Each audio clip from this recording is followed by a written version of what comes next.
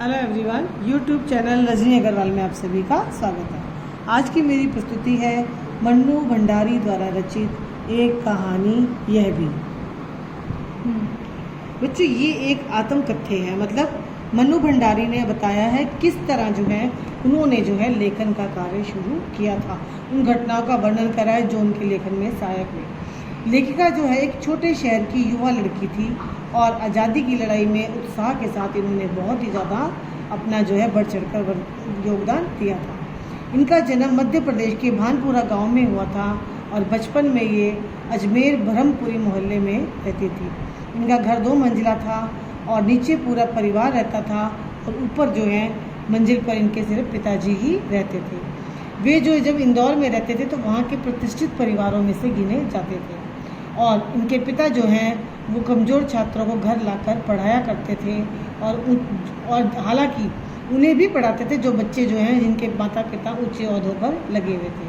परंतु इनके पिताजी को जब आर्थिक झटका लगा तो वो ये इससे पूरी तरह हिल गए और इन्होंने जो है इंदौर छोड़कर अजमेर आने का फैसला ले लिया। और गिरती आर्थिक स्थिति ने ही जो है इनके जो है स्वभाव को जो है वो बदल कर रख दिया। लेखिका कहती है कि मेरे पिताजी को याद ये बताती है कि मेरे पिताजी किस तरह क्रोध का सारा जो गुस्सा जो अपना है वो किस पे निकालते थे, हमेशा मेरी माँ के ऊपर ही निकालते थे और उनका स्वभाव इस कारण जो है शक्की हो गया था। लेखिका अपने पिताजी को याद करते हुए बताना चाहती है कि वो जो है गुणों और अवगुणों का दोनों का ही संगम थे, परंतु उनके व्यवहार में लेखिका के लिए सदैव हीन भाव था। क्यों? क्योंकि लेखिका जो है वो रंग में काली थी और उनका शरीर जो है बहुत दुबला पतला था। उनके पिताजी गोरे थे और उनकी बड़ी बहन सुशीला जो बहुत गोरी थी, उन्हीं के साथ जो है उनके पिताजी का लगाव था।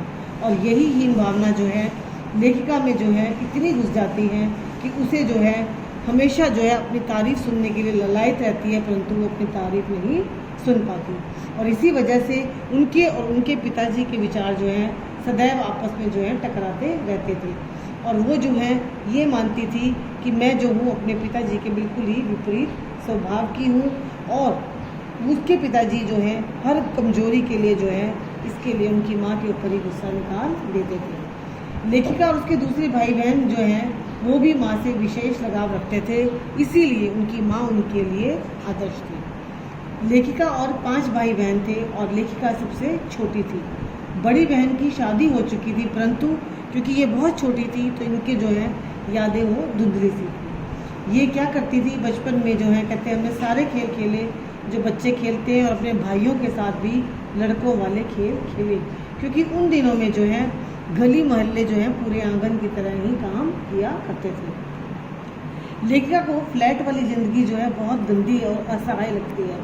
उसे ये लगता है कि खुले में रहने से जो है खुली सांस के साथ जो है हमारा व्यक्तित्व जो है बहुत ज़्यादा निखर कर आता है। और लेखिका ये मानती है कि उस समय लड़कियों की शादी की आयु क्या मानी जाती थी, 16 वर्ष या मैट्रिक पास कर लो। और उनकी बहन सुशीला की शादी इसीलिए 1944 में हो गई थी और उनके दोनों भाई जो हैं पढ़ाई के लिए बाहर चले गए थे और लेखिका जो है इन सब चीज़ों को बहुत अच्छे से जानती थी। उनके पिताजी जो हैं उसे घर के कार्यों के लिए कभी भी प्रेरणा नहीं देते थे। वो उसे जो है हमेशा राजनीतिक सभाओं में अपने साथ ही बिठाया करते थे। और 10वीं कक्षा तक तो लेखिका को जो भी साहित्य मिलता था उसे पढ़ती थी। क्यों? क्योंकि उसके पिताजी को भी जो है साहित्य में बहुत ज़्यादा रुचि थी। और लेखिका के जीवन में इस लेखन कार्य का आगमन होता है जब वो फर्स्ट ईयर में जाती हैं और उनकी हिंदी के अध्यापिका शीला अग्रवाल से उनका परिचय होता है। शीला अग्रवाल उन्हें बहुत सारी किताबें चुनती और पढ़ने को देती और लेखिका के जीवन में जो संगीत और साहित्य से परिचय था वो इन्हीं शीला अग्रवाल ने ही करवाया था। अध्यापिका शीला अग्रवाल की बातें उसके रगों में जोश भर देती थी। वह देश की स्वतंत्रता के लिए लड़कों के साथ कदम से कदम मिलाकर चलना चाहती थी, परंतु उनके पिताजी को ये बातें अच्छी नहीं लगती थी। वो जो है दोहरी व्यक्तित्व के इंसान थे।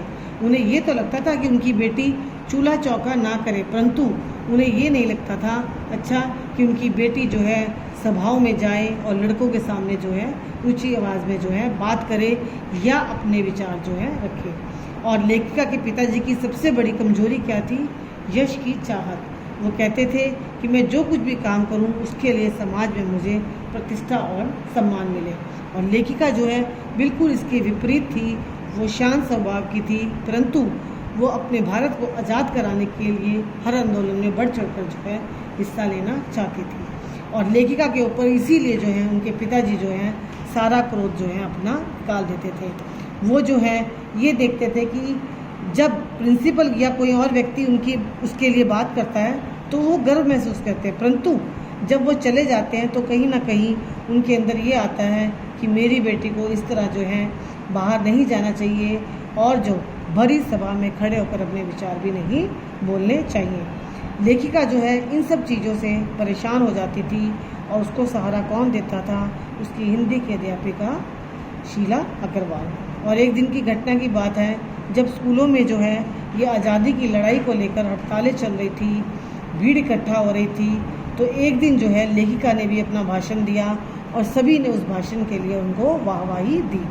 परंतु उसके पिताजी के एक दोस्त थे जिन्हें अच्छा नहीं लगा और उन्होंने उनके पिताजी को कहा और इसके पिताजी जो हैं बहुत ज़्यादा मनु भंडारी पर बोले।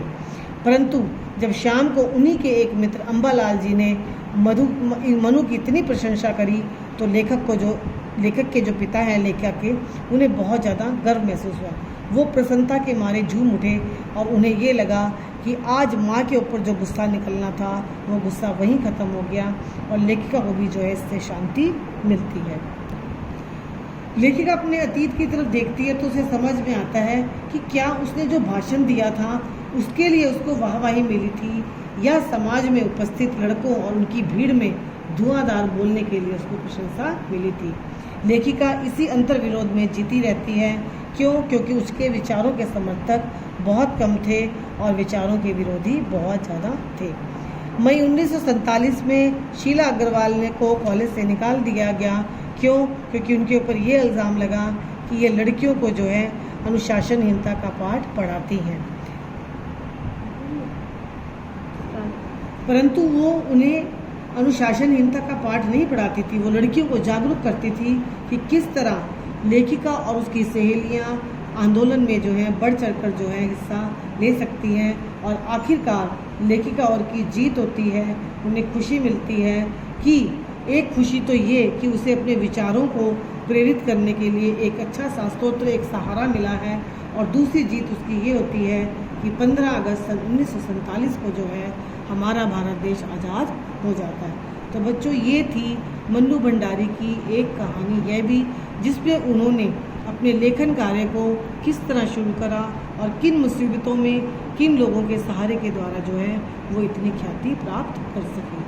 आशा करती हूँ आप सभी को ये पाठ बहुत अच्छे से समझ आ गया होगा। धन्यवाद।